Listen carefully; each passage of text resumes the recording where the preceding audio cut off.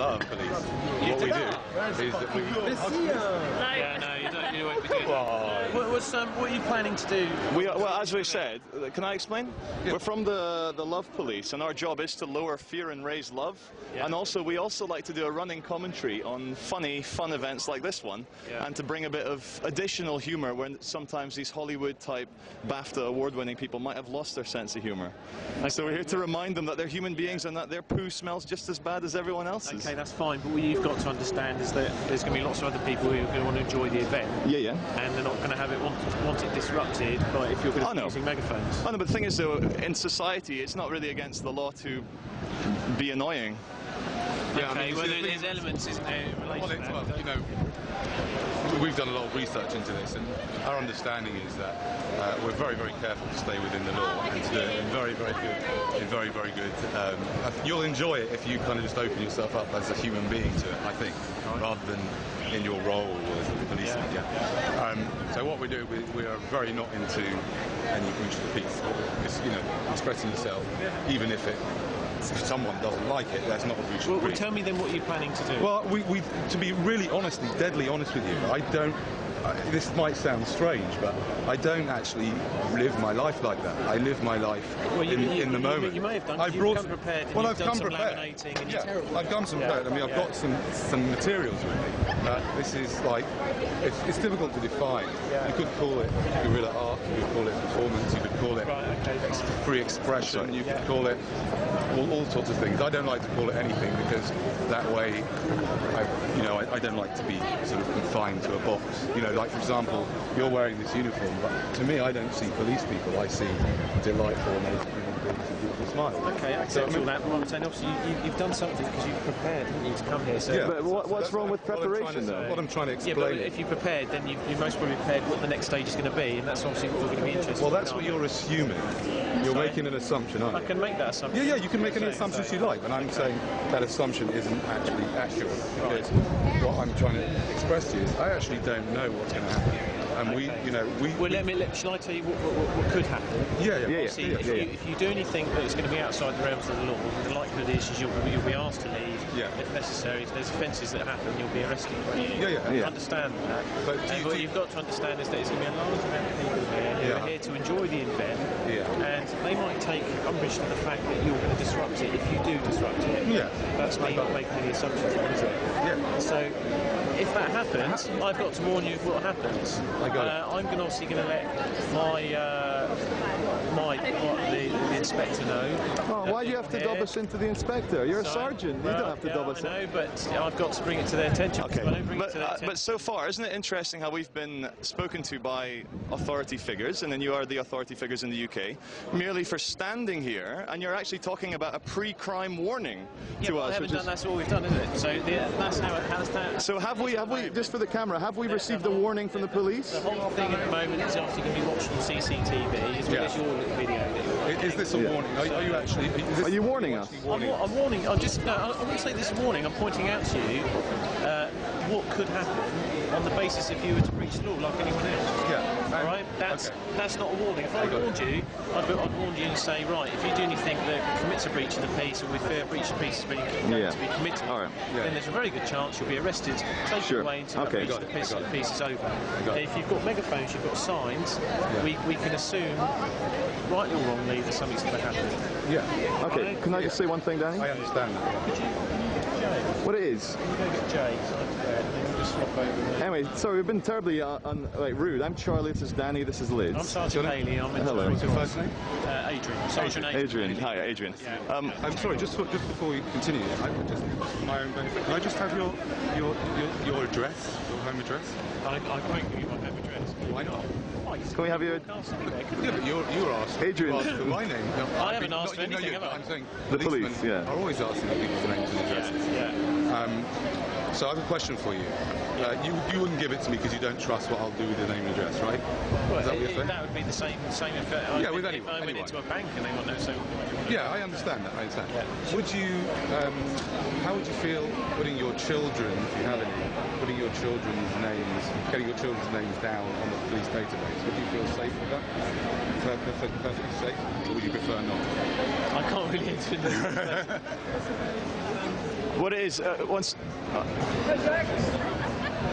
talk about Justice Holland, the use of a megaphone, and also the fact that we're very aware of Section... paper with me. Very aware. I've got it on my iPhone. I can show it. We're very aware of Section 5, alarm, harassment, or distress.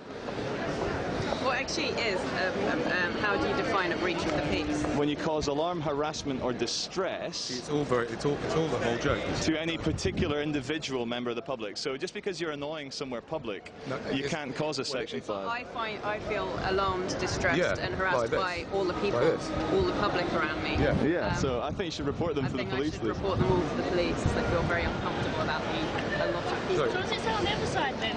Oh, good question. I like a woman that thinks. It says this. Don't believe anyone, including me. What do you think of that? What do you think of those signs?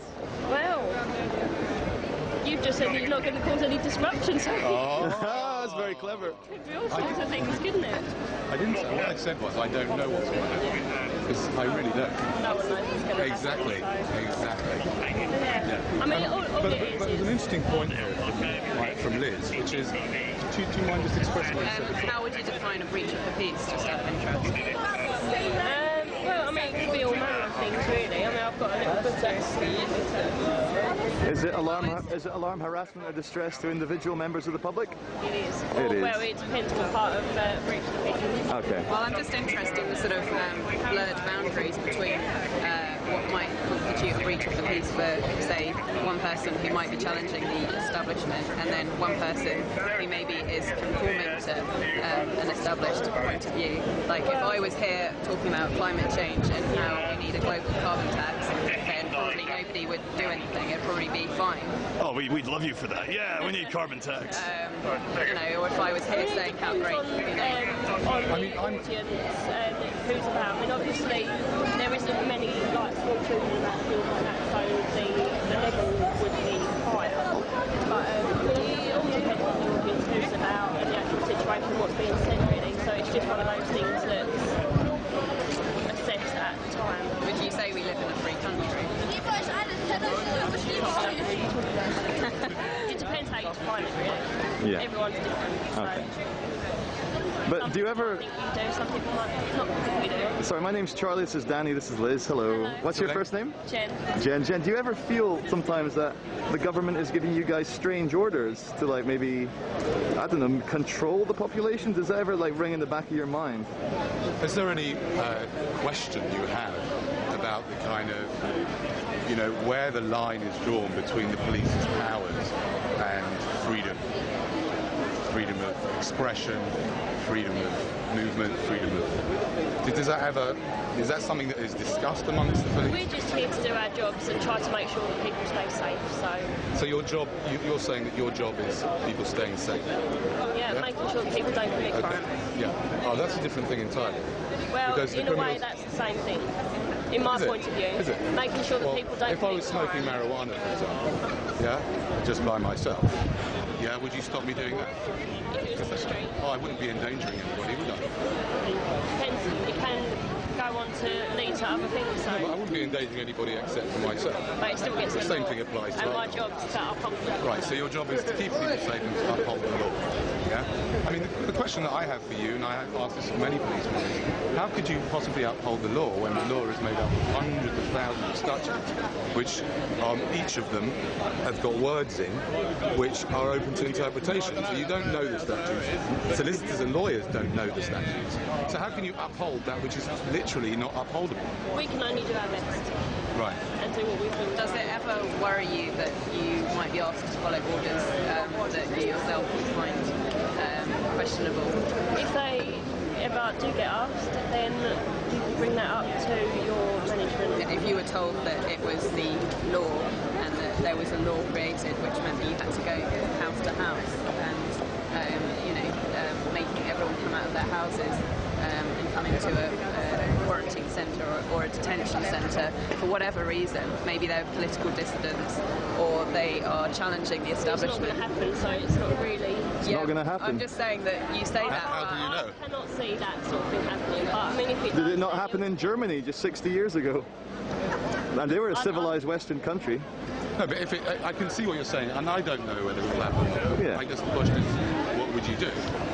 Well, I don't class myself as a Nazi, so... You wouldn't. Yeah, just. Well, I guess the overall message is. Just hold on a second. Yeah. We were talking before about the use of the megaphone. You were concerned about the megaphone. Yeah. Are you fully aware? Because I've done a lot of research and I've spoken to Barry Panton, who's the head of legal services at Westminster Council. Are you fully aware of the actual law regarding the use of megaphones? You can use them. Yeah. Depending on if there's a demonstration, you sometimes have to get permission. I mean, from within SOCPA. Yeah. Yeah, okay, but outside of the soccer zone, you can use it, you know that. Like, yeah. Great, love it. It just depends what's being said. What's being said, really, yeah. So. Yeah. No, but thank you for your time anyway. Thank you.